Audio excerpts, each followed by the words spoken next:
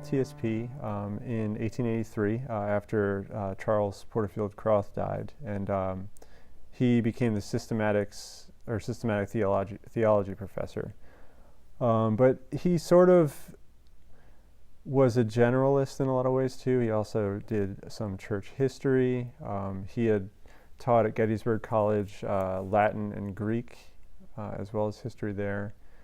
And he also ran a sort of clandestine liturgy class that really wasn't on the books, but the students expressed interest in such a class. And one of those students, I believe, was Luther Reed, who apparently became very interested in liturgy.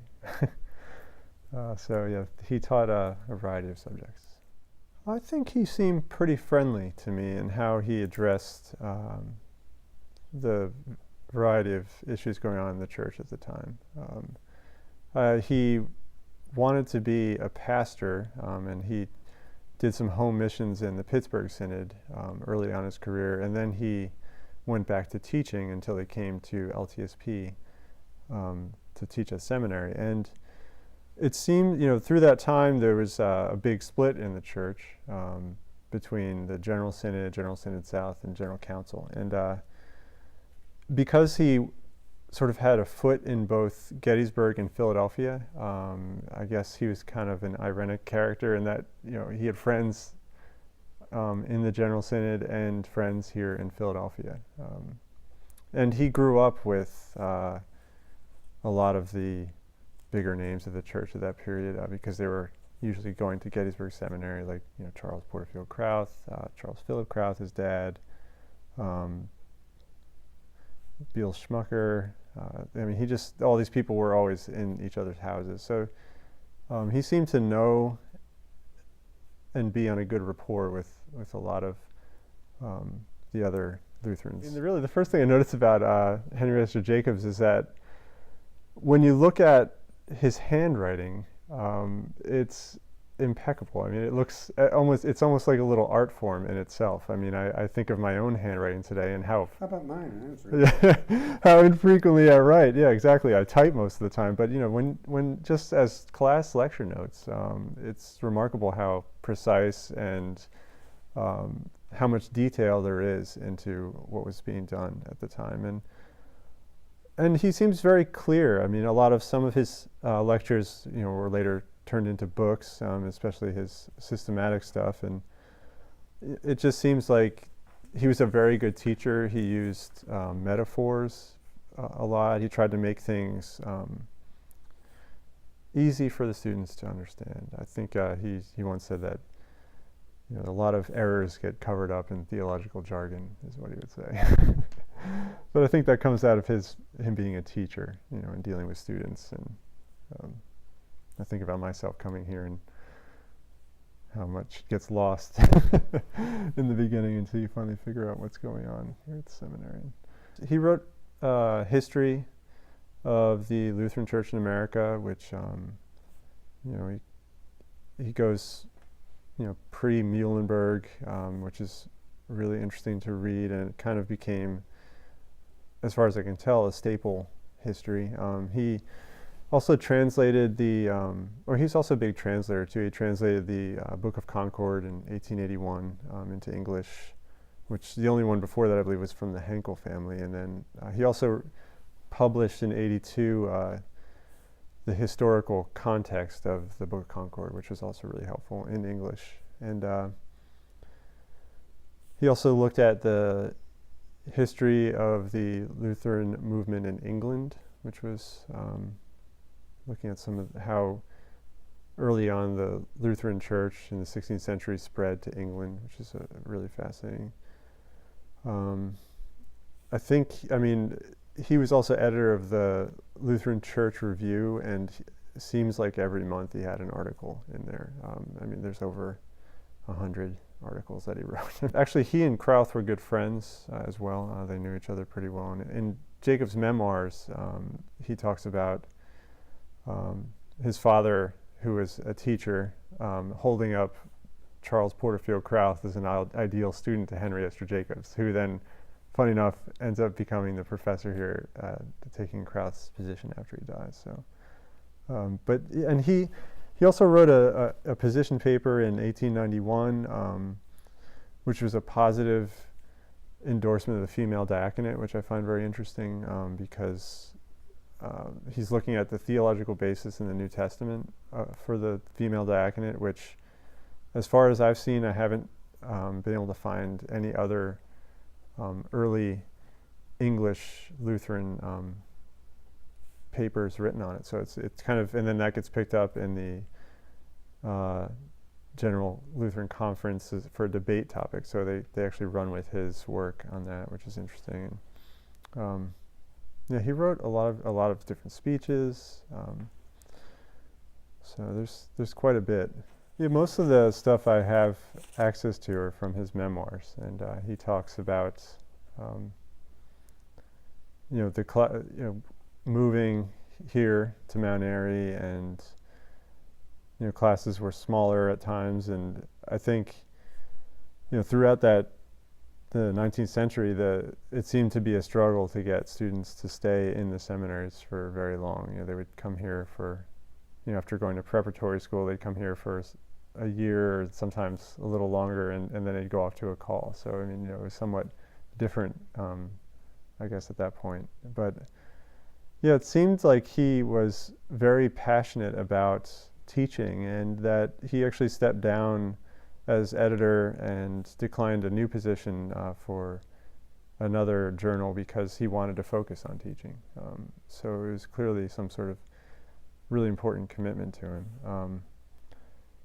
And when I think about how long he was here, it's just remarkable how many students he had. Part of what he and Krauth were sort of known for is focusing on the sort of history of the Lutheran Church, and focusing back on the Book of Concord, and trying to make that work in an American context where there was no state church system, so it was somewhat different moving from the European context to American. And I think he really was passionate for the students, passionate for the history of the church, but it was also honored the present too, without trying to.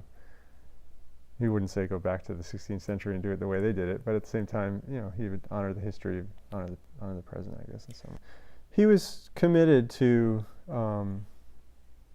the confessional documents of the 16th century, and I think, but he also, because of how he grew up, where he grew up in Gettysburg, and his many friends and from different denominations, and especially he actually worked at Gettysburg College. Even though he was attempting to make the Lutheran history present in his time, he still was involved in various ways of ecumenism, like he's part of the American Society of History, and he had close friends, all over the church. And I think, I think that the Gettysburg Seminary, their commitments, they were committed to sort of adapting to the American context in a different way, I think, and so, with less distinctively Lutheran, if the distinctively Lutheran means, confessional subscription. He became a sort of authoritative voice within the General Council, and especially his work as a historian. And he was a very thorough researcher, and I've really come to appreciate how he's able to work with the resources that he had, which, in some senses it becomes much more challenging to do history in a time when you don't have the internet. Traveling is much more difficult, so it's a different enterprise, and yet he did some really astonishing work. So I think that's just really impressive, and I think that his role in the reunification between Gettysburg and Philly in 1918 with the United Lutheran Church, I think is really shows that something that he wanted since the break in 1866, I guess, and then in 1867 the General Council. And so I think that was remarkable, that even though he wanted the general or the bodies to reunite, he didn't force it, though. He's like, this will happen. We just have to sort of move back together, I guess. And it was through a mutual recognition of the shared history of the Lutheran tradition. That's one thing that his editor, Henry Horn, of his memoirs, commented on, that he saw his dream sort of fulfilled in that. And I think it shows great patience, but also great appreciation for each other, and having a sort of organic union come about. Well, it seems like the prevailing method at the time was recitation. So he would recite his lectures, and then students would copy down. So that's where we have the copies of his lectures today, is from the students' notes. So you can see what they said, and I think later on that there's different methods, like a forum type thing, and he definitely engaged in conversations with his students, but I think that was the prevailing method, was to recite. And I also I know that other professors did that, and then a lot of times they would turn their lectures into books or articles, or because it seemed like they were all wearing many hats at the same time. At the time, there were, Jacobs would be considered the professor in the English-speaking students, and there would also be German-speaking students, and they'd have their professors too. And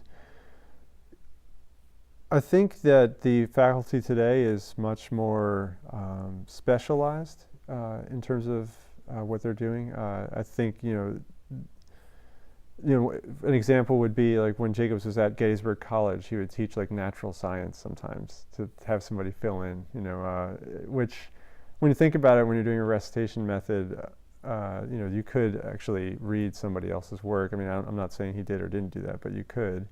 So, but at the same time, his own natural inclination towards Lutheran history and languages led him into a more confessional study of the Book of Concord and the history of that time, and also the Lutheran Orthodox, the 17th century. He translated Schmid's Dogmatic, and which became a very important book for helping people see how the church was in the 17th century, especially for English speakers. But it seemed that I would say that there are probably more professors today, and they're more specialized than they were at that point. And I think in terms of the systematics, when I look at his early works, you see like a quote, and it doesn't say where it comes from. There's like a different style of quoting and your sources, and then later on in the early 20th century, you start seeing more detailed footnotes of where his work is coming from. So it seems like there's some sort of